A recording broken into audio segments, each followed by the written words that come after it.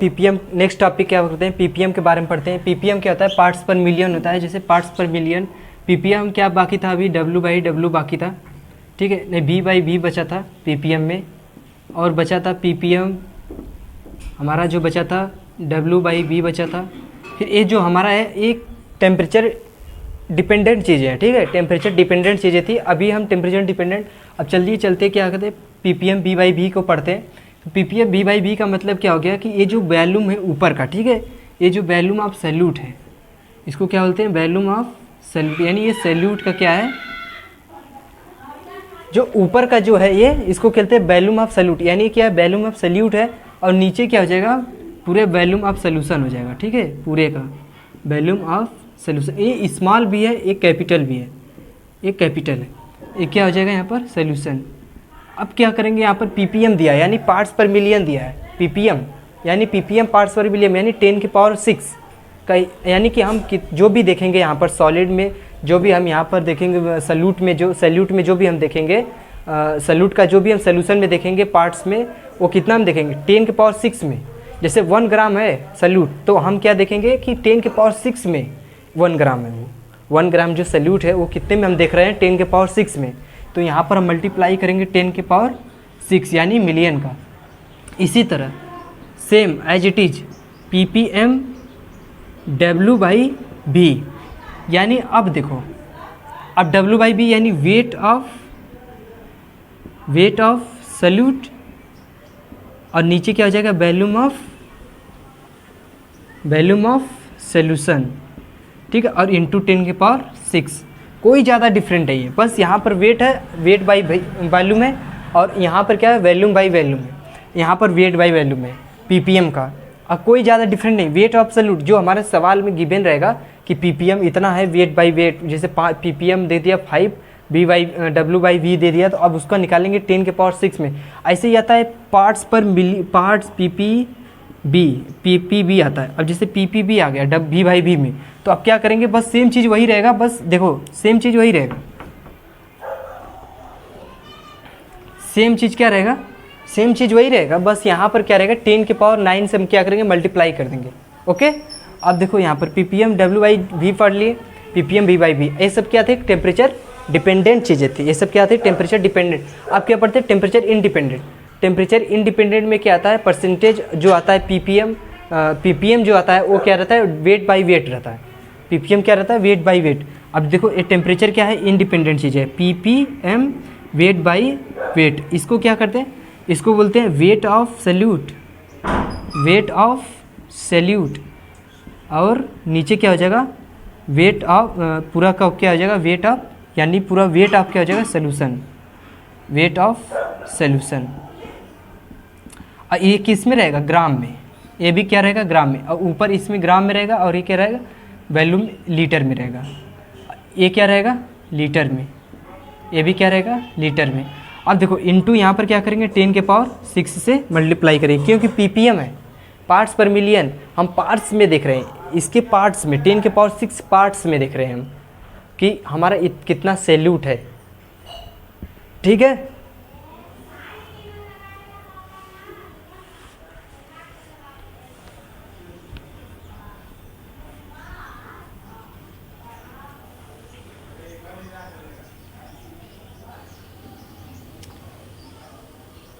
अब चलिए क्या करते हैं, अब चलते हैं ना मोलैलिटी में, ठीक है। अब हमारा जो टेम्परेचर डिपेंडेंट चीज़ें थी वो तो हो गई, लेकिन अब हमारा जो कंसंट्रेशन टर्म में अभी जो बचा था, अभी जो हमारा टेम्परेचर इंडिपेंडेंट जो चीज़ें बची थी उसमें क्या है, मोलैलिटी है, और एक तो पढ़ ही लिए पीपीएम वेट बाई वेट, और क्या पढ़ेंगे अभी, मोल फ्रैक्शन।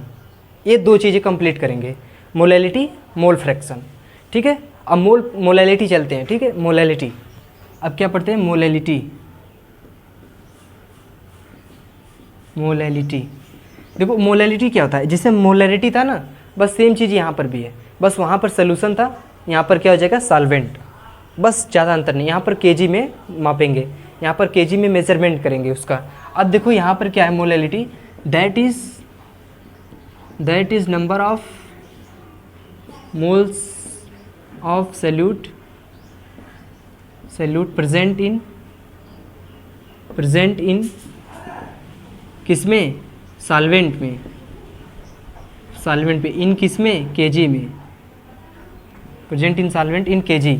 अब देखो मोलैलिटी को एम, स्मॉल एम से डिनोट करेंगे। नंबर ऑफ क्या है, नंबर ऑफ, मान लीजिए कोई कंटेनर है, ठीक है, कंटेनर में क्या है हमारा, यहाँ पर नीचे क्या है, नीचे मान लो वाटर है, ठीक है, वाटर को क्या कहते हैं, मान लो इसमें क्या हो जाएगा, वाटर हमारा सॉल्वेंट का काम करेगा, वाटर क्या करेगा, सॉल्वेंट का काम करेगा। और यहाँ पर क्या है, साल्ट है, साल्ट किसका काम करेगा, सैल्यूट का काम करेगा। साल्ट किसका काम करेगा, सैल्यूट का काम करेगा।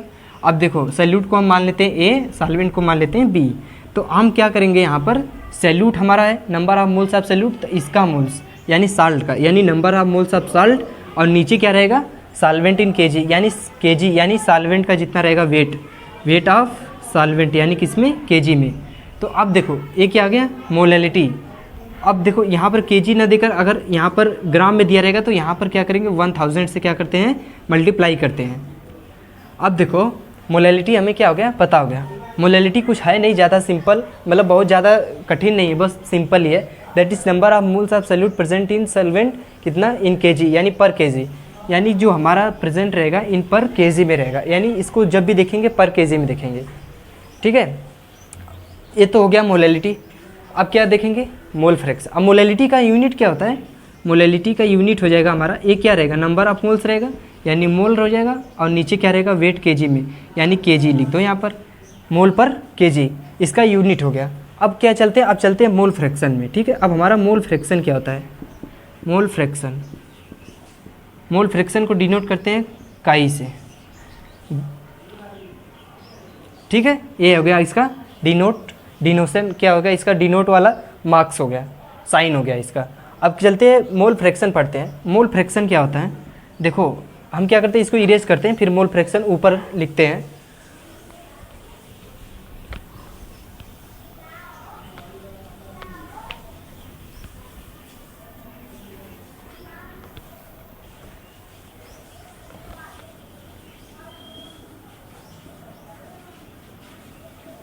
मोल फ्रैक्शन क्या है, ये मोल फ्रैक्शन का मतलब क्या होता है, देखो जैसे मान लो मैंने एक कंटेनर लिया, कंटेनर में मैंने क्या किया, एक कंपोनेंट डाला, और एक मान लीजिए यहाँ पर लिक्विड वाटर है, ठीक है, एक्वस वाटर, और यहाँ पर क्या है, साल्ट है।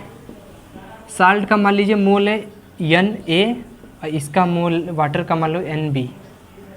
अब देखो क्या है, मोल फ्रैक्शन क्या कहता है, मोल फ्रैक्शन ये कहता है कि यदि कोई कंपोनेंट है, दो कंपोनेंट है, वो क्या है, आपस में क्या है, डिज़ोल्व है, आपस में डिज़ोल्व है, तो हम उनका अलग अलग मोल निकालते हैं, अलग अलग उसका मोल फ्रैक्शन निकालते हैं। अलग अलग मोल फ्रैक्शन कैसे निकालते हैं, देखो जैसे हम पूछ रहे हैं कि इस कंपोनेंट का बताइए कि मोल फ्रैक्शन कितना होगा, तो हम साल्ट का मोल फ्रैक्शन क्या करेंगे, निकालेंगे। तो हम क्या करेंगे, साल्ट का मोल ऊपर लिखेंगे, साल्ट का मोल ऊपर, और फिर क्या करेंगे, दोनों का मोल क्या करेंगे, ऐड कर देंगे, एन टोटल, यानी कि दोनों का मोल्स Na प्लस Nb, और ए क्या कहलाएगा हमारा, मोल फ्रैक्शन ऑफ ए। ये मोल फ्रैक्शन किसका है, ए का। सच दैट, इसी प्रकार, ऐसे ही इसी प्रकार क्या करेंगे हम, एक्स मतलब काई बी, यानी इसको क्या बोलते हैं, काई बी, यानी कि हम वाटर का निकाल रहे हैं, वाटर का क्या करेंगे, ऐसे ही मोल फ्रैक्शन निकालेंगे। वाटर का मोल फ्रैक्शन निकालने के लिए क्या करेंगे, Nb ऊपर हो जाएगा और Na नीचे Nb, यानी ये क्या है, पूरा टोटल मोल्स है, ये जो Na प्लस Nb है, ये दोनों कंपोनेंट का क्या है, मोल्स है। अब एक फंडा क्या आता है, जो हमारा काई ए है और प्लस काई बी, इन दोनों को ऐड करोगे ना तो 1 आएगा। और अगर हमको मान लो काई ए दिया है, काई बी निकालना है, जैसे मान लो काई बी दिया है, काई ए निकालना है, तो 1 माइनस क्या करेंगे, काई बी, ठीक है। और क्वेश्चन में मान लो एक ही का मोल फ्रैक्शन दिया, सेकंड का निकालना है, तो 1 में से माइनस कर देंगे, ठीक है। और मोल जब भी दिया रहेगा मोल फ्रैक्शन, उसमें 1 से कम ही दिया रहता है, 1 से ज़्यादा नहीं रहेगा। अब देखो ये तो हमारा हो गया मोल फ्रैक्शन, ठीक है, सीधा सीधा। ये क्या है, इसका फार्मूला हो गया, ठीक है, समझ लो। और ये क्या है हमारा, ये इसको मान लो सैल्यूट है, इसको सैल्यूट मान लो, इसको सॉल्वेंट। ये हमारा कंटेनर है, कंटेनर जिसमें हम क्या कर रहे हैं, दो कंपोनेंट डाले हुए हैं। और मोल फ्रैक्शन ये क्या हो गया, ये किसका है, ये साल्ट का है, यहाँ पर देख लो मैंने डिनोट किया है, ठीक है। मोल फ्रैक्शन बहुत ज़्यादा बड़ा चीज़ नहीं है। और ये क्या है, टेम्परेचर पर इंडिपेंडेंट, टेम्परेचर इंडिपेंडेंट है, इंडिपेंडेंट, डिपेंडेंट, इंडिपेंडेंट है, बस लिख दो इतना ही, इंडिपेंडेंट। ठीक है, तो अब क्या करो, अब क्या करते हैं, अब चलते हैं अगला पढ़ते हैं। अब इसके बाद हमारा मोलैलिटी हो गया, मोल फ्रैक्शन हो गया। ठीक है, अब हम क्या करते हैं, आगे चलते हैं सॉल्युबिलिटी पढ़ते हैं। सॉल्युबिलिटी क्या होती है, सॉल्युबिलिटी पढ़ेंगे, इसके बाद वेपर प्रेशर पढ़ेंगे। ठीक है, देखो सॉल्युबिलिटी क्या होती है, जैसे मैं एक लिया यहाँ पर कंटेनर, ठीक है, यहाँ पर मैंने क्या लिया, एक कंटेनर लिया और इसमें क्या है, वाटर है, क्या है, वाटर है। मैंने क्या किया, ऊपर से सॉल्ट डाला, सॉल्ट मैंने क्या करा, इसमें डाल रहा हूँ सॉल्ट।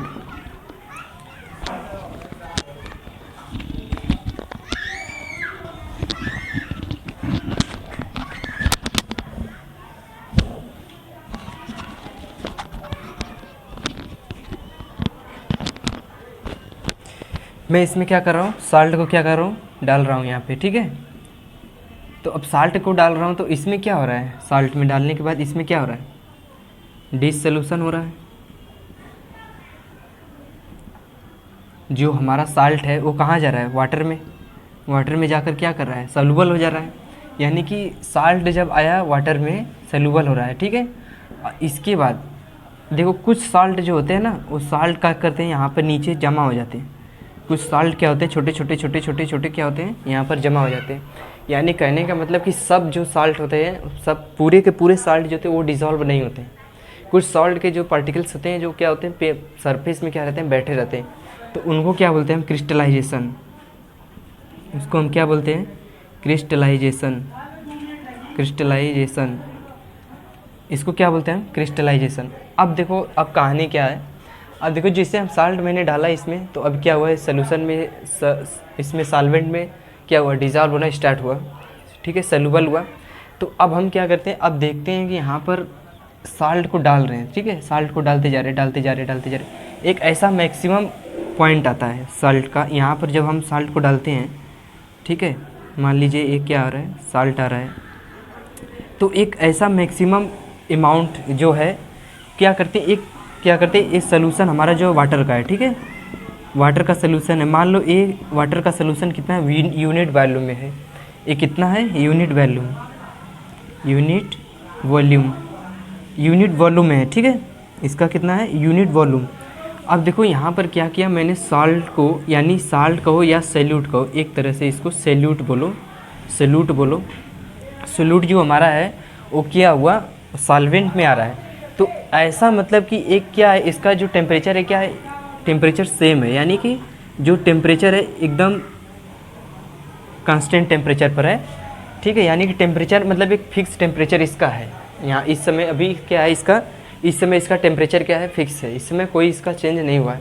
तो अब इस समय क्या करते हैं हम, इस समय जब हम सॉल्यूट को क्या करते हैं, इसमें डालते हैं, यूनिट वॉल्यूम ऑफ सोल्यूशन में या सॉल्वेंट में डालते हैं, तो क्या होता है, सॉल्युबल होता है, सॉल्ट हमारा जो होता है सॉल्युबल होता है। लेकिन एक मैक्सिमम पॉइंट आता है, एक मैक्सिमम लेवल, यानी एक मैक्सिमम पॉइंट आता है, मैक्सिमम पॉइंट आता है जहाँ पर हम साल्ट को डालते तो हैं, लेकिन नीचे से क्या होता है, जितना ऊपर साल्ट डालते हैं नीचे क्या हो जाता है, हमारा पार्टिकल्स क्या होते हैं, बच जाते हैं, सॉल्युबल नहीं होते। तो यानी कि उस कंडीशन को क्या कहेंगे हम, सैचुरेटेड कंडीशन। उस कंडीशन को, उस पोजीशन को हम क्या कहेंगे, सैचुरेटेड। यानी ऐसा मैक्सिमम पॉइंट, सैचुरेटेड, जहाँ पर हम सैल्यूट को डाल तो रहे हैं लेकिन वो क्या हो रहा है, पूरी तरह से मतलब डिज़ोल्व नहीं हो रहा। फिर इसके बाद अब डिज़ोल्व नहीं हो रहा है, क्योंकि अब ये क्या हो गया, सैचुरेटेड कंडीशन पर पहुँच चुका है। अब जितना साल्ट डालोगे उतना इधर बनता हुआ क्रिस्टल जो है मिलेगा आपको। यानी क्या कहने का मतलब है कि अब एक तरह से क्या है, इक्विलिब्रियम पोजीशन पर है, क्या है, इक्विलिब्रियम पोजीशन पर आ गया। यानी कि जितना हम इसको साल्ट को डालेंगे उतना ही हमारा मैक्सिमम क्या बनेगा, मतलब इधर जो क्रिस्टल है वो बनेगा। यानी कि अब देखो यहाँ पर इसका डिफिनेशन क्या हो जाएगा सॉल्युबिलिटी का, जैसे मैक्सिमम अमाउंट, जैसे मान लो हम क्या करते हैं, मैक्सिमम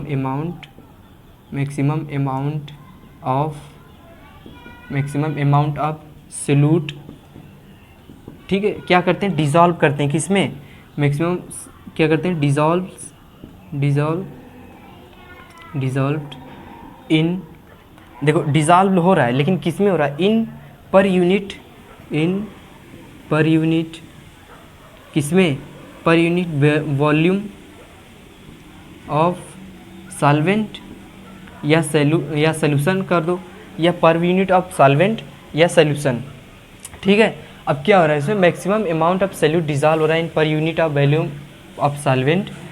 तो जो हमारा सोल्यूशन होता है क्या होता है, सोल्यूट मिलेगा तभी ना सॉल्वेंट बनेगा, तभी सोल्यूट मिलेगा सॉल्वेंट के साथ, तभी ना हमारा सोल्यूशन बनेगा। ठीक है, जो हमारा सोल्यूट है वो सॉल्वेंट मिलकर ही सोल्यूशन बनाते हैं। ठीक है, अब चलो देखो, अब देखो आगे क्या होता है। देखो आगे का स्टोरी क्या है, मतलब देखो यूनिट वैल्यूम ऑफ सॉल्वेंट में तो डिजॉल्व हो रहा है, लेकिन अब क्या हो रहा है, एक पर्टिकुलर मतलब एक हमारा जो है पर्टिकुलर क्या है, ये वैल्यूम ऑफ सॉल्वेंट, यानी एक सॉल्वेंट जो है वो हमारा क्या है, पर्टिकुलर है। ठीक है, एक पर्टिकुलर सॉल्वेंट है और किस पर है, एक एट गिवन टेम्परेचर पर, एट गिवन टेम्परेचर, यानी जो हमारा टेम्परेचर एक फिक्स दिया रहेगा, यानी कि एक हमारा टेम्परेचर दिया रहेगा जिसको हम कहते हैं कांस्टेंट। ठीक है, कांस्टेंट टेम्परेचर, यानी मैक्सिमम अमाउंट ऑफ सॉल्यूट या सब्सटेंस कोई भी, यानी सॉल्यूट जो हमारा होगा वो सब्सटेंस होगा, यानी dissolve in per unit volume of solvent, या उसका जो सॉल्वेंट रहेगा वो क्या रहेगा, पर्टिकुलर सॉल्वेंट रहेगा और गिवन टेम्परेचर पर रहेगा। ठीक है, जैसे मैं साल्ट को इसमें डिजॉल्व कर रहा हूँ, ये क्या है हमारा वाटर है, वाटर एक तरह से क्या है, इसका सॉल्वेंट का काम करेगा। ठीक है, और दोनों सॉल्यूट और सॉल्वेंट मिलेंगे तब जाकर ये पूरा क्या बनेगा, ये पूरा सोल्यूशन बनेगा। राइट, अब हम साल्ट को क्या करें, इसमें डाल रहे हैं, तो मैक्सिमम पोजीशन, मैक्सिमम यानी कि पूरा साल्ट हम डिजॉल्व कर दिए, लेकिन हमें पता चल रहा है कि मतलब कि अब डिजॉल्व नहीं होने वाला है। तो अब हम क्या करते हैं, टेम्परेचर को क्या करते हैं, इंक्रीज करने लगते हैं यहाँ पे। अब हम क्या करते हैं, टेम्परेचर को बढ़ाते हैं। अब हम क्या करते हैं, टेम्परेचर को बढ़ाते हैं, यहाँ पे टेम्परेचर को बढ़ाते हैं। तो टेम्परेचर को जब हम बढ़ाएंगे, अब क्या करते हैं, अब हम सोच रहे हैं कि और ज़्यादा डिजॉल्व, यानी उसकी पोजीशन बनाने के लिए, हमें डिजॉल्व होने के लिए उसकी पोजीशन को और मतलब आगे ले जाने के लिए हम क्या करें, टेम्परेचर को क्या करें, राइज़ कर रहे हैं। तो अब हम देख रहे हैं कि टेम्परेचर को जब हम राइज़ करेंगे तो यहाँ पर जो हमारा साल्ट है वो और ज़्यादा सॉल्युबल होने स्टार्ट हो जाएगा। यहाँ पर हम टेम्परेचर क्या रहे हैं, इसको बढ़ा रहे हैं, यानी इसको यहाँ पर हम इसको हीट कर रहे हैं। तो हीट करेंगे तो साल्ट को डालेंगे तो और ज़्यादा से ये क्या होगा, सॉल्युबल होगा, साल्ट को और तेज़ी से क्या होगा, घुलने लगेगा, इसमें डिसोल्यूशन का प्रक्रिया जो प्रोसेस है स्टार्ट हो जाएगी। यानी कि टेम्परेचर बढ़ाने पर हमारा जो सॉल्युबिलिटी है क्या होती है, बढ़ती है, सॉल्युबिलिटी बढ़ेगी। किसमें, इसके लिए। ठीक है, जैसे मैं इसमें क्या कर रहा हूँ, सॉल्ट को डाल रहा हूँ तो टेम्परेचर बढ़ा रहा हूँ, तो इसके लिए क्या होगा, सॉल्युबिलिटी हमारा क्या होगा, बढ़ेगा।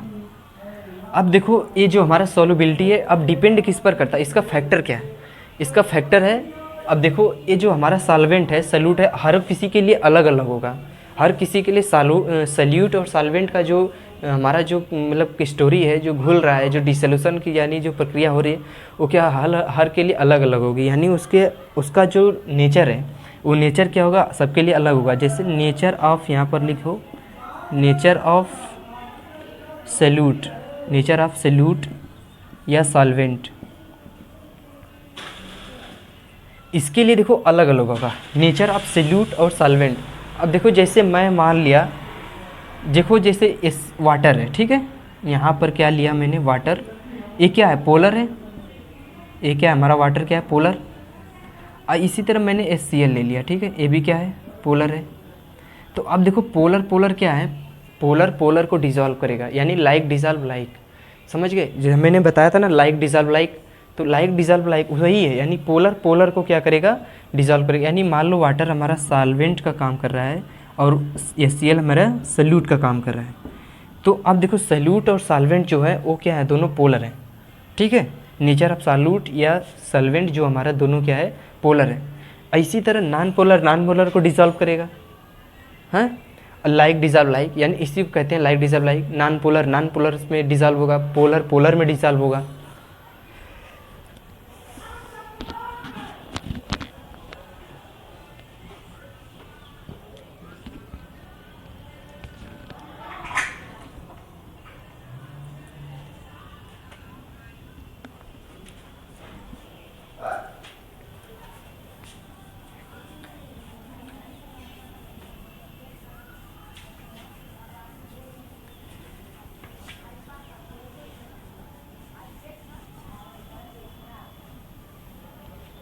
अब देखो जैसे मैंने बताया कि पोलर पोलर में डिसॉल्व होता है, ठीक है, पोलर पोलर में मैंने वाटर लिया और HCl, ये दोनों क्या होंगे, पोलर हैं। पोलर हैं यानी कि पोलर कैसे बनते हैं, केमिस्ट्री में पोलर कैसे बनते हैं, देखो केमिस्ट्री में जब प्लस चार्ज और निगेटिव चार्ज जब आते हैं ना तब वो पोलर बनाते हैं।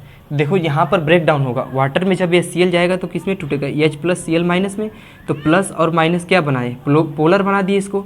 इसी प्रकार नॉन पोलर को डिसॉल्व करेगा, नॉन पोलर में डिसॉल्व होगा। जैसे बेंजीन है, ठीक है, सपोज दैट मानो बेंजीन है, बेंजीन जो है हमारा नॉन पोलर है। तो अब बेंजीन में हम कोई भी ऐसा मतलब जैसे मान लीजिए क्लोराइड डालते हैं, कोई भी क्लोराइड का कंपाउंड डालते हैं तो वो क्या होगा, इसमें क्या होगा, सॉल्युबल हो जाएगा, ठीक है। अब जैसे वाटर में हम क्या करते हैं, H2O में, वाटर में हम क्या करते हैं, NaCl को क्या करते हैं, डालते हैं वाटर में NaCl, तो ये क्या होगा, सॉल्युबल हो जाएगा इसमें, यानी सॉल्युबल हो जाएगा। क्यों, क्योंकि ये क्या है, पोलर है, ये भी क्या हो जाएगा, पोलर। तो देखो पोलर पोलर को ही क्या करेगा, सॉल्युबल करेगा, यानी कि पोलर पोलर का, शुगर भी देखो है वाटर में, वाटर में क्या करोगे, शुगर डालोगे तो वो भी क्या करेगा, उसको डिसॉल्व करेगा, यानी इस डिसोल्यूशन की प्रोसेस जो स्टार्ट हो जाएगी पूरी तरह से। तो वो भी क्या है, पोलर पोलर है, यानी नॉन पोलर।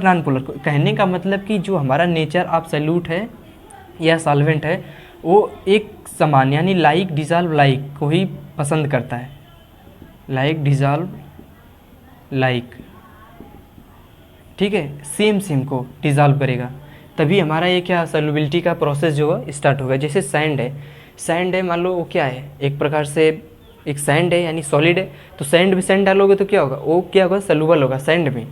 लेकिन और इसमें क्या होगा, जैसे नॉन पोलर है तो नॉन पोलर में, और पोलर है तो पोलर में, ठीक है।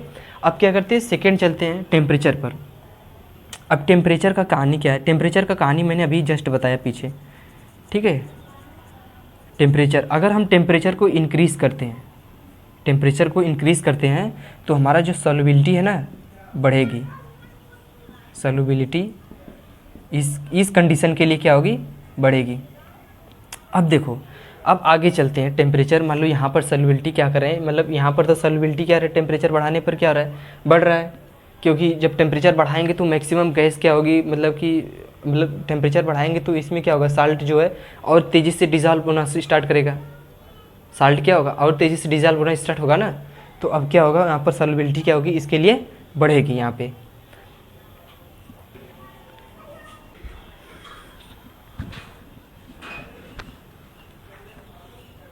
तो देखो कहने का मतलब क्या है, यहाँ पर टेम्परेचर जब इंक्रीज़ करें तो सॉल्युबिलिटी क्या हो रही, बढ़ रही, यानी यहाँ पर सॉल्युबिलिटी बढ़ने का मतलब ये कौन सा प्रोसेस हो जाएगा, यहाँ पर ये हो जाएगा एंडोथर्मिक, ठीक है।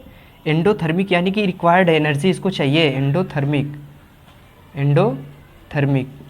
तो अब इसके लिए क्या है, अगर एंडोथर्मिक हमारा रहेगा तो हमारा जब अगर टेम्परेचर बढ़ाएंगे तो सॉल्युबिलिटी क्या होगी, सॉल्युबिलिटी बढ़ेगी, ठीक है। अगर हम यहाँ पर क्या करें, टेम्परेचर को इंक्रीज़ करें तो हमारा सॉल्युबिलिटी क्या हो रहा है, यहाँ पर इंक्रीज़ हो जाए। अब देखो यहाँ पर अगर हम टेम्परेचर को क्या कर रहे हैं, टेम्परेचर को इंक्रीज़ करेंगे तो डिक्रीज़ करेंगे तो हमारा सॉल्युबिलिटी क्या हो जाएगी, नहीं, टेम्परेचर अगर यहाँ पर प्रोसेस क्या है, प्रोसेस अगर यहाँ पर देखो एक्सोथर्मिक है, वहाँ पर तो एंडोथर्मिक था, अगर यहाँ पर एक्सोथर्मिक है यानी पहले से ही इसमें क्या है, एनर्जी है, और एनर्जी दोगे तो जबरी करोगे, इसके साथ ज़बरदस्ती करोगे तो क्या होगा, अगर एक्सोथर्मिक है, अगर टेम्परेचर को क्या करते हैं हम, इंक्रीज़ करते हैं तो सॉल्युबिलिटी क्या हो जाएगी, घट जाएगी, क्योंकि देखो किसी के साथ ज़बरदस्ती करोगे तो वो आपका निगेटिव इम्पैक्ट डालेगा, सॉल्युबिलिटी, ठीक है, सॉल्युबिलिटी इस तरह से समझो क्या हो जाएगी, घट जाएगी। प्रोसेस क्या है हमारा, एक्सोथर्मिक है, ठीक है। टेम्परेचर हम क्या करें, इंक्रीज़ कर रहे हैं तो सॉल्युबिलिटी हमारा क्या रहा है,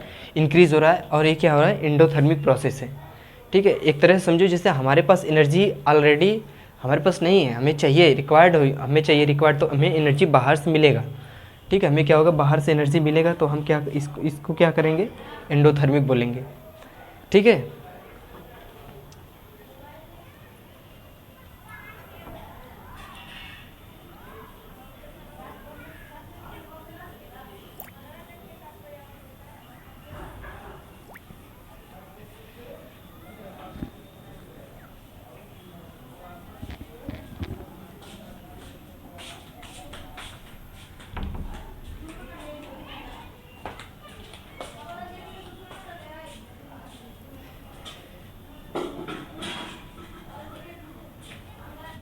यहाँ पर क्या होता है, देखो अभी इसका फैक्टर देखो, जैसे अब ये फैक्टर पे मतलब डिपेंड करता है। जैसे मान लो कि फैक्टर तो पहले हम लोगों ने पढ़ लिया, अब क्या करते हैं, अब देखते हैं इसका कि सॉल्युबिलिटी जो होती है सबके लिए होता है या नहीं, जैसे लिक्विड के लिए, सॉलिड के लिए, गैस के लिए। तो नॉर्मली क्या होता है ना कि जैसे लिक्विड और सॉलिड हमेशा वो क्या होते हैं, कंप्रेस होते हैं, मतलब ज़्यादा कंप्रेस होते हैं, मतलब हाईली क्या होते हैं, कंप्रेस्ड होते हैं। इसलिए उसमें क्या होता है, हमारा जो रूल होता है वो नहीं लगता है उसमें प्रेशर का जो हमारा रूल होता है। अब देखो टेम्परेचर तो हो गया, अब हम क्या कर रहे हैं, प्रेशर पढ़ने जा रहे हैं, ठीक है। अब जो हमारा बचा था सॉल्युबिलिटी का फैक्टर, अगला प्रेशर का बचा था, तो हम क्या कर रहे हैं, प्रेशर का पढ़ रहे हैं। तो प्रेशर में जो हमारा जो सॉलिड होता है और लिक्विड होता है, इस पर ज़्यादा इम्पेक्ट नहीं पड़ता है इसका, प्रेशर का। क्यों नहीं पड़ता है, जैसे हमारा जो सॉलिड इन लिक्विड जो हमारा है solubility of solids in a liquid, तो इसमें और इसके बाद सॉल्युबिलिटी ऑफ लिक्विड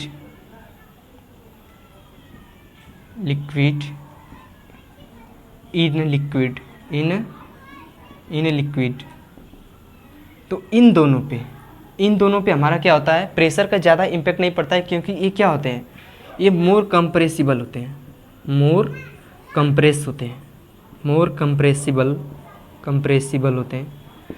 क्या होते हैं, कंप्रेसिबल होते हैं। यानी ये सबसे ज़्यादा मतलब मोर कंप्रेसिबल होते हैं। तो इनको क्या कंप्रेस करोगे, क्या इनको डिज़ोल्व करोगे, ये तो ऑलरेडी है कंप्रेसिबल है, जितना इनको डालोगे उतना ही डिज़ोल्व होंगे। लेकिन अब चलते हैं गैस के लिए। गैस के लिए क्या हालत है, गैस के लिए क्या कंडीशन है, देखो जो हमारा गैस है, ठीक है, इस गैस के लिए हम देखते हैं, यदि हम कोई गैस को हम कंटेनर में यूँ ऐसे डालते हैं, ठीक है, मान लो ये क्या है हमारा, कोई मान लीजिए कोई सॉल्वेंट है, लिक्विड है, सॉल्वेंट है, और ऊपर से मैंने गैस डाला, मान लीजिए सपोज CO2 है, O2 है, N2 है, ठीक है। मैं क्या कर रहा हूँ, इस गैस को क्या कर रहा हूँ, इसमें क्या हो रहा है, मतलब कि सॉल्युबल हो रहा है, ठीक है। तो अब हम गैस को क्या करें, इसको प्रेशर मतलब देंगे, यानी गैस मतलब अब इसमें क्या करेंगे, प्रेशर, ऊपर से प्रेशर डालेंगे। इसे प्रेशर जब ऊपर से डालेंगे तो क्या होगा, इसमें जो CO2 होगा, ऑक्सीजन होगा, N2 होगा, इसमें क्या स्टार्ट हो जाएंगे, इसमें मिलना स्टार्ट हो जाएंगे, यानी घुलना स्टार्ट हो जाएंगे। यानी इस गैस में क्या हो जाएंगे, इसमें सॉल्वेंट में क्या होंगे, घुलना स्टार्ट हो जाएंगे, सॉल्युबल होना प्रोसेस तेज़ी से हो जाएगा, ठीक है, तेज़ी से स्टार्ट होने लगे। लेकिन अब यहाँ बात ये फंस रही है कि कौन सा गैस सबसे पहले इसमें सॉल्युबल होगा। गैस की जो कंडीशन है, तो यहाँ पर नेचर पर डिपेंड करेगा ना, गैस का जो नेचर है उस पर डिपेंड करेगा, सॉल्यूट और सॉल्वेंट पर भी डिपेंड करेगा कि गैस कौन सा है, किसके लिए तेज़ी से क्या होगा, इसमें क्या होगा, मतलब ज़्यादा क्या होगा, इसमें सॉल्युबल होगा। तो गैस के लिए भी कंडीशन है, तो गैस के लिए भी कंडीशन है, सॉल्वेंट के लिए भी कंडीशन है, सॉल्यूट के यानी जो हमारा सॉल्यूट इसमें डालेंगे गैस जो, उसके लिए भी कंडीशन हमारा है, ठीक है, उसके भी कंडीशन है। क्योंकि अब देखो, अब जैसे CO2 क्या है, हम आपको बता रहे हैं, जैसे CO2 को हम जब कंप्रेस करेंगे, जब हम प्रेशर बढ़ाएंगे, तो CO2 बहुत जल्दी क्या होगा, इसमें सॉल्युबल हो जाएगा, अदर देन ऑक्सीजन और नाइट्रोजन की। अब देखो गैस की कहानी क्या है, जब हम इसको क्या करेंगे, कंप्रेस करेंगे, यानी कि इस पर प्रेशर बढ़ाएंगे, तो हमारा जो सॉल्युबिलिटी है ना, वो क्या हो जाएगा, बढ़ना स्टार्ट हो जाएगा। प्रेशर बढ़ाएंगे गैस का, अगर यहाँ पर हम क्या करेंगे, गैस पर प्रेशर बढ़ाएंगे, प्रेशर बढ़ा रहे हैं तो सॉल्युबिलिटी क्या हो रहा है, बढ़ रहा है। अब यहीं पर प्रेशर में ही कहानी में आता है हमारा हेनरीज का लॉ। हेनरीज का लॉ अब आता है, हेनरी क्या बोलते हैं, कई सारी गैसें इसमें क्या है, मिक्स है, तो गैसों का क्या होगा, मास होगा, उनका मोल होगा, अब मोल होगा तो उनका मोल फ्रैक्शन भी होगा। जितनी सारी अधिक गैसें होंगी उतनी अधिक क्या होगी, मोल फ्रैक्शन होगा। तो अब उन्होंने क्या कहा कि जो हमारी मोल फ्रैक्शन है, इन गैसों का जो पर्टिकुलर गैसों का जो हमारा मोल फ्रैक्शन है, हम इस सरफेस पर, ये गैस यहाँ पर है, सरफेस पर प्रेशर डालेंगी, इस सरफेस पर क्या करेंगी, ये सब प्रेशर डालेंगी गैसें, ठीक है। ये जो गैसें क्या, जब हम प्रेशर बढ़ाएंगे तो ये जो गैस होती हैं, ये सरफेस पर आकर क्या होंगी, प्रेशर बनाएंगी, दबाव डालेंगी। तो इन्होंने क्या कहा कि जो हमारी गैसें जो होती हैं, जो हमारी ये जो डिफरेंट गैसें हैं, कोई भी गैस, कई सारी गैसें अगर इसमें मिल रही हैं, तो उन्होंने क्या कहा है, उन्होंने बोला कि जो हमारी गैसें हैं उनका जो मोल फ्रैक्शन होता है, ठीक है, जितना वो घुल रही हैं, जितना उनका mole of fraction, amount of substance, amount of जो मोल फ्रैक्शन है, जितना इसमें आ रहा है सॉल्वेंट में, इस सोल्यूशन में आ रहा है, उनका जो पार्शियल प्रेशर होगा, इनका जो पार्शियल प्रेशर, ऊपर का जो प्रेशर लग रहा है, इनका जो पार्शियल होगा, अलग अलग पार्शियल प्रेशर, उनका जो पार्शियल प्रेशर होगा, इनकी जो मोल फ्रैक्शन है, इनके जो इनका जो अलग अलग गैसों का मोल फ्रैक्शन है, उनके अलग अलग जो उनका पार्शियल प्रेशर है, सरफेस पर जो है पार्शियल प्रेशर, उसके क्या होगा, प्रोपोर्शनल होगा। यानी कि कहने का मतलब है, देखो यहाँ पे कहने का मतलब है, यहाँ पे देखो,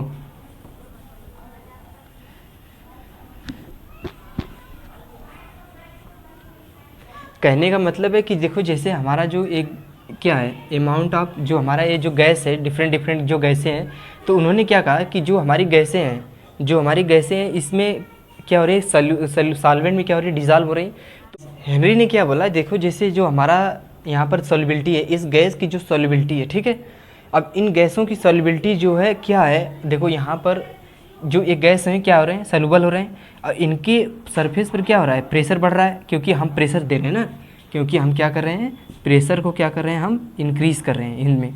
तो प्रेशर को इंक्रीज़ करेंगे तो हर गैस के लिए अलग अलग उसका पार्शियल प्रेशर होगा ना, उसका partial pressure.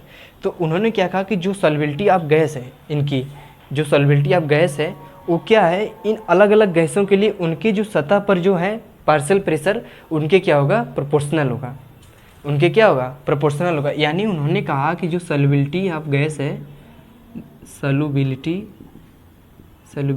Of gas in liquid, ठीक है, वो क्या है, प्रोपोर्शनल है किसके, पार्शियल प्रेशर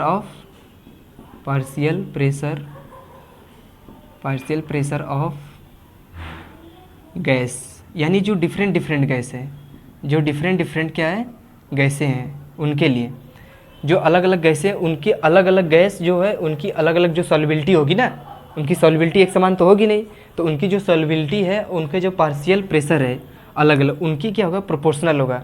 यानी डिफरेंट गैसों के लिए डिफरेंट उनका पार्शियल प्रेशर आएगा। तो उन्होंने यही बात कहा यहाँ पर कि जो हमारी गैसें होती हैं, उनकी जो गैसें, उनकी जो सॉल्युबिलिटी है, सॉल्युबिलिटी उन्होंने डिफाइन किया कि जो उनकी सॉल्युबिलिटी इसमें हो रही है, इस सॉल्वेंट में या सोल्यूशन में हो रहा है, तो उनके जो हम प्रेशर बढ़ा रहे हैं इस पर, तो उनकी जो पार्शियल प्रेशर है इस पर, ऊपर सरफेस के ऊपर, यानी कि जो पार्शियल प्रेशर है कहाँ पर, एबव सरफेस, यानी इसकी सरफेस के ऊपर जो पार्शियल प्रेशर लग रहा है, और अलग अलग गैसों के लिए वही उनका क्या है, सॉल्युबिलिटी है।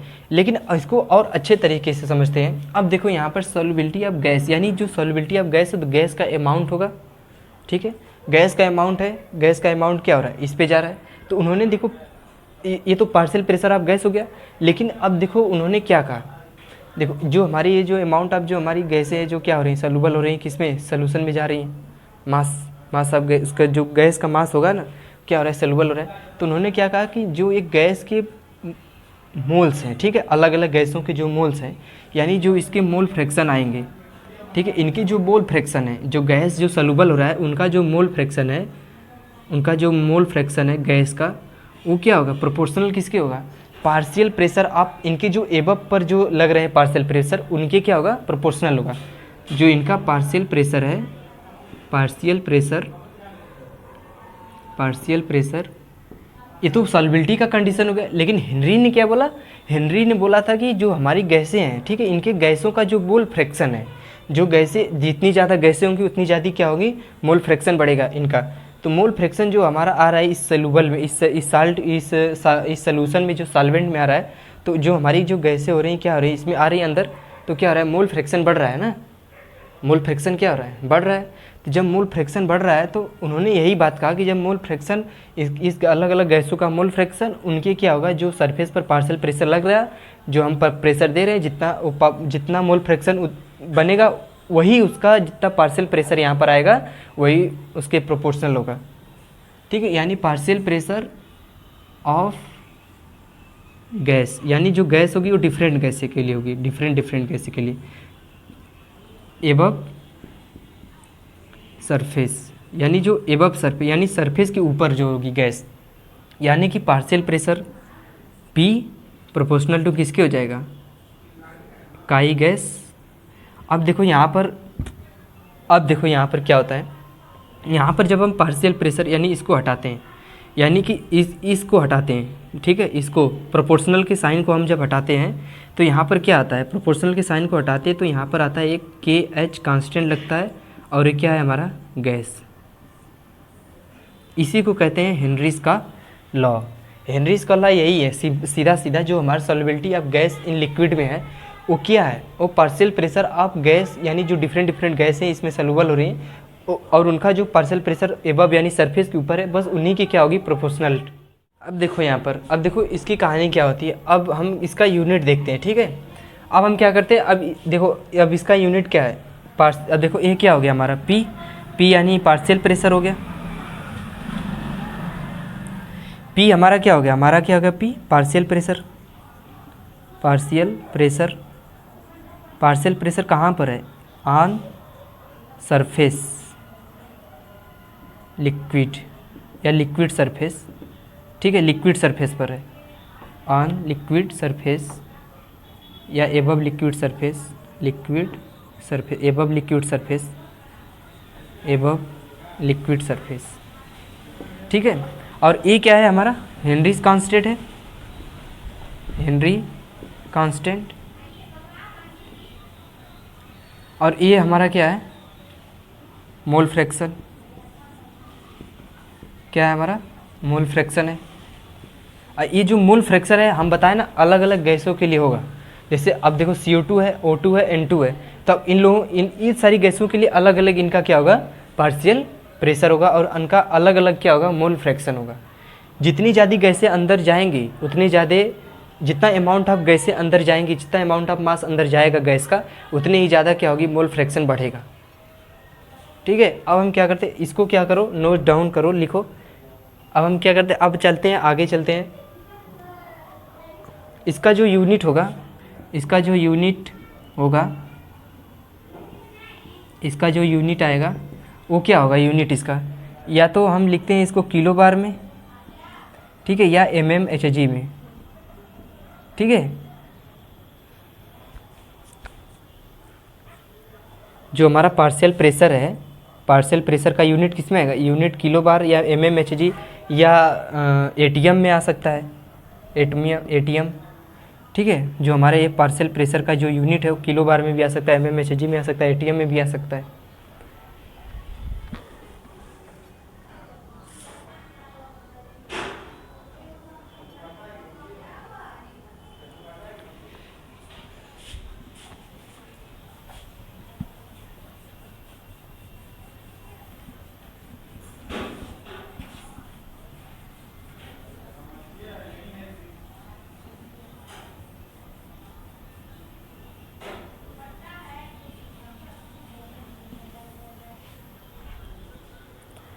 अब देखो जैसे चलते हैं, एक ग्राफ समझते हैं, ठीक है। हेनरी कांस्टेंट का एक क्या करते हैं, ग्राफ समझते हैं। मान लो एक क्या है, मैंने एक प्लॉट किया ग्राफ, मैं ग्राफ प्लॉट करता हूँ, ठीक है। अब यहाँ पर क्या है, पार्शियल प्रेशर है, ये क्या है, पार्शियल प्रेशर,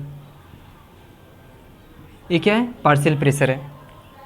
और ये क्या है, मोल फ्रैक्शन हमारा है, ये क्या है, मोल फ्रैक्शन। अब देखो यहाँ पर, अब जब हम पार्शियल प्रेशर और मोल फ्रैक्शन के बीच ग्राफ खींचते तो ये क्या आता है हमारा, एक कांस्टेंट आता है, ठीक है, सीधा। और इस कांस्टेंट को इसमें हम क्या बोलते हैं, इस कांस्टेंट को बोलते हैं KH, हेनरी कांस्टेंट, ठीक है। ये क्या है, कांस्टेंट है, ये क्या है हमारा, कांस्टेंट है। अभी जब हम ग्राफ प्लॉट किए, अब देखो पार्शियल प्रेशर को मान लेते हैं Y, इसको मान लेते हैं X, ठीक है, X एक्सिस मान लेते हैं इसको मान लेते हैं Y एक्सिस, ठीक है। अब हम इसका क्या करते हैं, स्लोप निकालते हैं, ठीक है।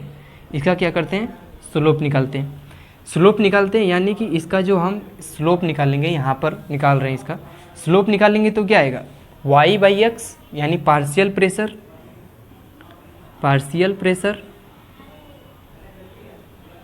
प्रेशर अपान क्या आएगा, मोल फ्रैक्शन, यानी मोल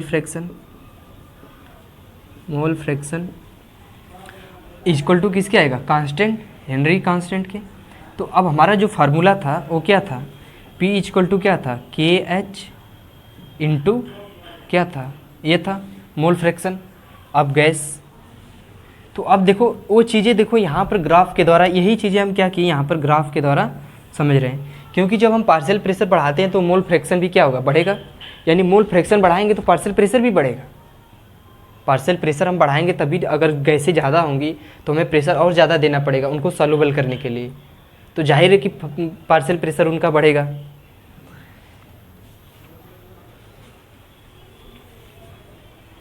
तो ए क्या है उनका, ए क्या है, स्लोप। ठीक है, ए क्या है, स्लोप tan थीटा। ठीक है, स्लोप ऐसे ही निकालते हैं, पार्शियल प्रेशर फिर अपान एक्स मोल फ्रैक्शन हो गया, फिर ए क्या, ए मतलब ये क्या हो गया, के एच यानी हेनरी कांस्टेंट। इसको एक्स नहीं बोलेंगे, इसको काई बोलते हैं, इसको यहाँ पर ऐसे काई बोलते हैं। ठीक है, इस तरह से लिखते हैं काई। तो अब क्या करते हैं, सॉल्युबिलिटी वाला यहाँ पर केस और आगे बढ़ाते हैं। ठीक है, अब चलते हैं आगे, देखते हैं इसका फैक्टर, यानी अब चलते हैं इसका और डिफरेंट मतलब समझते हैं अलग से इसका जो जैसे यहाँ पर क्या है, यहाँ पर देखो जो हमारा के एच है, हेनरी कांस्टेंट है, वो क्या करता है, डिपेंड करता है। ठीक है, के एच जो है वो डिपेंड करता है, के एच कांस्टेंट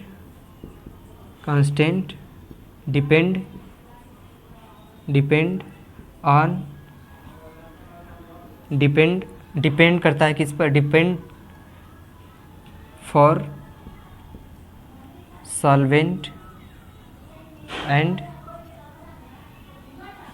देखो जो हमारा कांस्टेंट है क्या, सॉल्वेंट के लिए क्या करेगा, डिपेंड करेगा। यानी जो हमारा डिफरेंट सॉल्वेंट है, सॉल्वेंट क्या रहेगा हमारा, डिफरेंट रहेगा, सॉल्वेंट डिफरेंट सॉल्वेंट के लिए वो क्या होगा, कांस्टेंट अलग अलग होगा। ठीक है, इसी तरह क्या होगा, सॉल्यूट के लिए भी क्या होगा, डिफरेंट होगा। के एच कांस्टेंट जो हमारा होगा, के एच कांस्टेंट डिपेंड करेगा सॉल्यूट पर भी, डिपेंड ऑन सॉल्यूट, और नेचर ऑफ गैस पर भी डिपेंड करेगा, क्योंकि अब देखो सॉल्यूट है सॉल्वेंट, तो सॉल्यूट और सॉल्वेंट में जाहिर है कि कोई ना कोई गैस होगा। तो अब यहाँ पर गैस भी क्या करता है, के एच जो हमारा कांस्टेंट है वो क्या करता है, के H constant depend on different gas, यानी डिपेंड ऑन गैस, बस गैस पे लिखो। ठीक है, अब ये क्या करता है, गैस पर भी क्या करता है, कांस्टेंट हमारा जो है डिपेंड करता है। कार्बन डाइऑक्साइड के लिए अलग होगा, ऑक्सीजन के लिए अलग होगा, नाइट्रोजन के लिए अलग होगा, हीलियम के लिए अलग होगा, और अदर गैस के लिए क्या होगा, अलग होगा।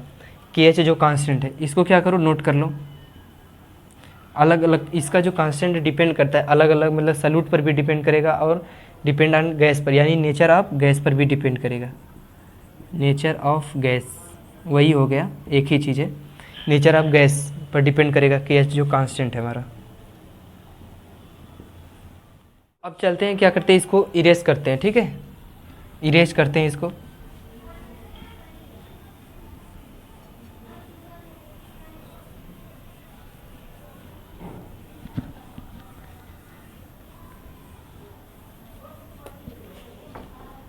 देखो हमारा क्या था, P क्या था, के एच इंटू के एच क्या था, मोल फ्रैक्शन था। ठीक है, गैस के लिए ये हमारा क्या था, हेनरीज का कांस्टेंट था। अब देखो ये कांस्टेंट तो हो गया। ठीक है, लेकिन अब देखो यहाँ पर क्या देखते हैं, क्या करते हैं हम, के एच का वैल्यू क्या करते हैं, के एच वैल्यू क्या करते हैं, इंक्रीज करते हैं। के एच का वैल्यू क्या करते हैं, इंक्रीज करते हैं। तो हम क्या देखते हैं, के एच का वैल्यू इंक्रीज करते हैं तो मोल फ्रैक्शन क्या होगा इसकी, जब के एच का वैल्यू जब इंक्रीज करेंगे तो मोल फ्रैक्शन क्या होगा, कम होगा। मोल फ्रैक्शन ऑफ गैस का क्या होगा, डिक्रीज हो जाएगा, डिक्रीजेज। तो अब गैस का जब ये डिक्रीजेज हो रहा है तो अब गैस जब मोल फ्रैक्शन जब डिक्रीजेज हो रहा है तो सॉल्युबिलिटी भी क्या हो जाएगी, डिक्रीजेज हो जाएगी, सॉल्युबिलिटी क्या होगी, डिक्रीज हो जाएगी। अब देखो सॉल्युबिलिटी कैसे डिक्रीज होगी, देखो यहाँ पर जैसे एक सपोज दैट मैंने यहाँ पर कंटेनर लिया। ठीक है, अब गैस मान लीजिए CO2 है। ठीक है, आ रहा है, इसमें CO2 क्या आ रहा है, हो रहा है, हम प्रेशर क्या रहे हैं, बढ़ा रहे हैं। ठीक है, मान लो इसका के एच का वैल्यू मान लो CO2 है, यहाँ पर मान लो N2 है, यहाँ पर मान लो H2 है। CO2 का वैल्यू मान लो है ये ज़्यादा, मतलब ज़्यादा ये क्या करती है इसमें सॉल्युबल होती है, तो मान लो इसका है 170। ठीक है, इसका जो के एच का वैल्यू 170 सपोज दैट मान लो। ठीक है, N2 का है मान लो, लेकिन ऐसे ही रहेगा, लेकिन सबसे ज़्यादा इसी करेगा क्योंकि ये क्या आ रहा है, सॉल्युबल हो रहा है। N2 का मान लेते हैं हम कितना, इंडू को मान लेते हैं 50, हाइड्रोजन का मान लेते हैं 30। देखो 170 N2 का कितना, CO2 का कितना मान लिए 170। अब देखो KH का वैल्यू इंक्रीज हो रहा है, किसका इंक्रीज हो रहा है, CO2 का इंक्रीज हो रहा है। KH का वैल्यू नहीं, CO2 का KH का वैल्यू कम रहेगा, CO2 का KH का वैल्यू सबसे कम रहेगा 30 रहेगा। N2 का कितना रहेगा 50 रहेगा मान लो, सपोज दैट। हाइड्रोजन का कितना रहेगा, मान लो इसका रहेगा 90, ठीक है, इसका 90 मान लो। तो देखो KH का वैल्यू क्या करे, इंक्रीज कर रहे हैं, यानी हाइड्रोजन को क्या करें, इंक्रीज करें, तो इसका जो मोल फ्रैक्शन है वो क्या हो रहा है, डिक्रीजेज हो रहा है। तो सॉल्युबिलिटी क्या हो रही है, हाइड्रोजन की कम हो रही है वाटर में। अब देखो KH का वैल्यू क्या करते हैं हम, डिक्रीज़ करते हैं। KH का वैल्यू क्या करते हैं, डिक्रीज़ करते हैं। तो हमारा जो मोल फ्रैक्शन अब गैस का है वो क्या हो रहा है, बढ़ रहा है, यानी इंक्रीज़ कर रहा है। क्या हो रहा है, इंक्रीज़ कर रहा है, इंक्रीजेस। तो अब यहाँ पर क्या होगा, जब मोल फ्रैक्शन आप गैस का इंक्रीज़ करेगा तो यहाँ पर क्या होगा, सॉल्युबिलिटी क्या होगा, बढ़ेगा। सॉल्युबिलिटी क्या होगा, बढ़ेगा।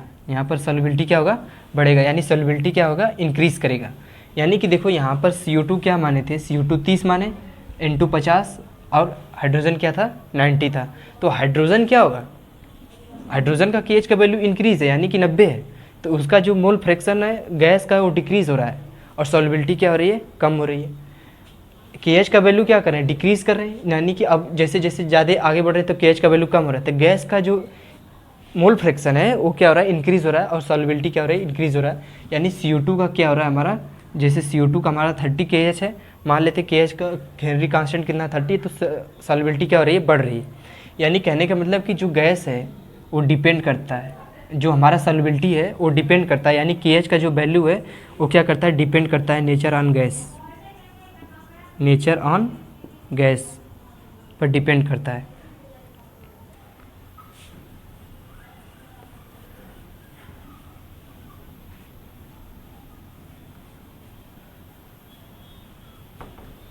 देखो अब क्या करते हैं, देखो अब यहाँ पर एक चीज़ समझते हैं, ठीक है, जिससे हम टेम्परेचर बढ़ा रहे हैं, ठीक है, टेम्परेचर क्या कर रहे हैं, इंक्रीज़ कर रहे हैं, टेम्परेचर इंक्रीज़ कर रहे हैं।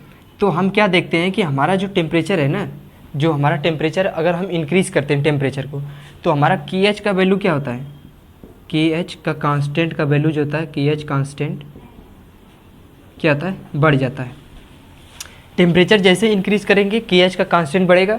जब KH वैल्यू का कांस्टेंट बढ़ेगा, ठीक है, जब KH कांस्टेंट बढ़ेगा तो हमने क्या बताया, जो अभी KH का वैल्यू अगर हम बढ़ाते हैं, KH कांस्टेंट वैल्यू क्या करते हैं, यदि हम इंक्रीज़ करते हैं, KH का वैल्यू क्या करते हैं, इंक्रीज़ करते हैं, KH बस लिखो KH वैल्यू, ठीक है, KH का वैल्यू जब हम इंक्रीज़ करते हैं तो हम क्या देखते हैं कि हमारा जो सॉल्युबिलिटी है वो क्या होता है, कम हो जाता है। क्यों कम होता है, क्योंकि मोल फ्रैक्शन कम हो जाता है, सॉल्युबिलिटी क्या होती है, कम हो जाती है। यानी कहने का मतलब है यदि हम समुद्र में जाते हैं, ठीक है, समुद्र में जाते हैं तो वहाँ पर क्या है, टेम्परेचर बहुत ठंडा रहता है, टेम्परेचर क्या रहता है, कम रहता है। समुद्र में जब हम जाते हैं, सी के अंदर जाते हैं तो वहाँ पर क्या रहता है, टेम्परेचर क्या होता है, कम होता है, टेम्परेचर क्या होता है, कम होता है, लेस होता है। तो टेम्परेचर जब कम रहेगा तो मोल फ्रैक्शन क्या होगा, ज़्यादा हो जाएगा। यहाँ पर गैस का जो मोल फ्रैक्शन है वो क्या होगा, यहाँ पर मोल फ्रैक्शन ऑफ गैस, ठीक है, सपोज दैट मान लो ऑक्सीजन है, ठीक है, इसका क्या होगा, मोल फ्रैक्शन ऑफ गैस, इसका क्या हो जाएगा, जब हम टेम्परेचर कम करेंगे तो ज़्यादा हो जाएगा, मोल फ्रैक्शन क्या होगा, ज़्यादा होगा, यानी कि इंक्रीज़ करेगा। तो जब मोल फ्रैक्शन इंक्रीज़ करेगा, तो जब मोल फ्रैक्शन इंक्रीज़ कर रहा है, जब मोल फ्रैक्शन इंक्रीज़ कर रहा है, मोल फ्रैक्शन इंक्रीज़ कर रहा है, तो जाहिर है कि अब वहाँ पर सॉल्युबिलिटी क्या होगी, बढ़ेगी, सॉल्युबिलिटी क्या हो जाएगी, बढ़ेगी, इंक्रीज़ करेगी।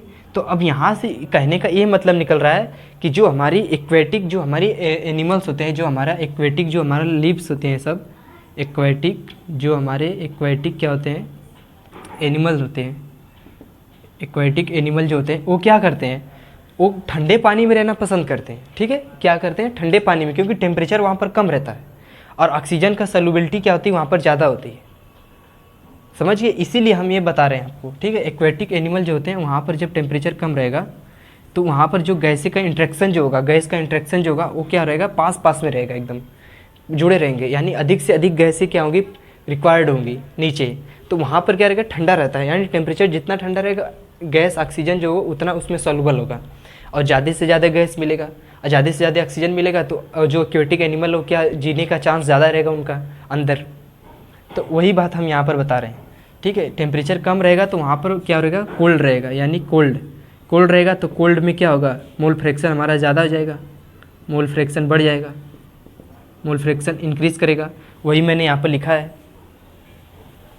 बस ध्यान से चीज़ों को बस समझो, ठीक है। कोई रटने वाली बात नहीं है इसमें।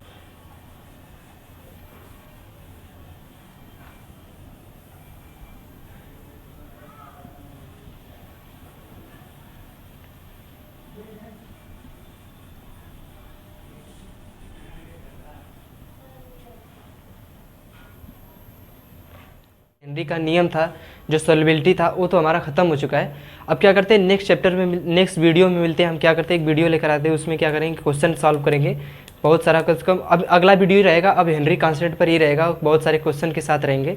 हेनरी कांस्टेंट रहेगा, फिर मोलैलिटी, बोलैरिटी, नॉर्मलिटी, इन सब का एक क्वेश्चन का वीडियो बनेगा, ठीक है। अब उसको अच्छे से उसमें एक्सप्लेन करेंगे, फिर से रिवाइज करते रहेंगे, फिर इसके बाद इसको इस चैप्टर को जो सॉल्युबिलिटी वाला हमारा जो हेनरी कांस्टेंट है, इसको भी हम फिर से अच्छे से रिवाइज करवाएंगे, उसी सवाल लगाते हुए उसी में रिवाइज करेंगे। तो अब हम चलते हैं, नेक्स्ट वीडियो में मिलते हैं, ठीक है।